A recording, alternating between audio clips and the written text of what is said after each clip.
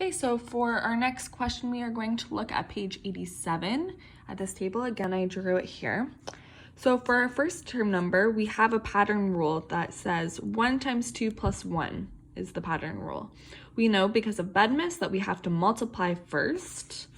So 1 times 2 is 2 plus 1 equals 3. In our next question, we have 2 times 2 plus 1. So looking at the difference between term number 1 and term number 2, we can see that we went up by 1 here, so we went from 1 to 2 here, and we're leaving the rest of the pattern rule the same. So 2 times 2 is 4, plus 1 is 5. Again, we're going to increase by 1 and leave the rest of the equation the same. So 3 times 2 is 6, plus 1 is 7. And we can see that our values, our term values, are increasing by 2. So 3 plus 2 is 5, 5 plus 2 is 7. Okay, so let's try our next one.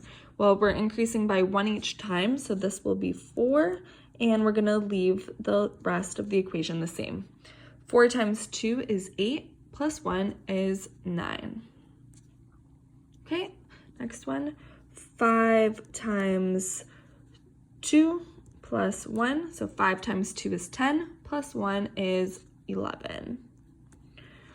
And lastly, 6 times 2 plus 1, 6 times 2 is 12, plus 1 is 13.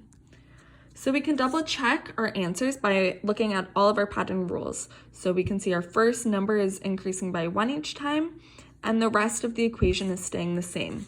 In our term values, we should be increasing by 2 each time. 3 plus 2 is 5, 5 plus 2 is 7, 7 plus 2 is 9, 9 plus 2 is 11, and 11 plus 2 is 13. So everything matches up and we are correct.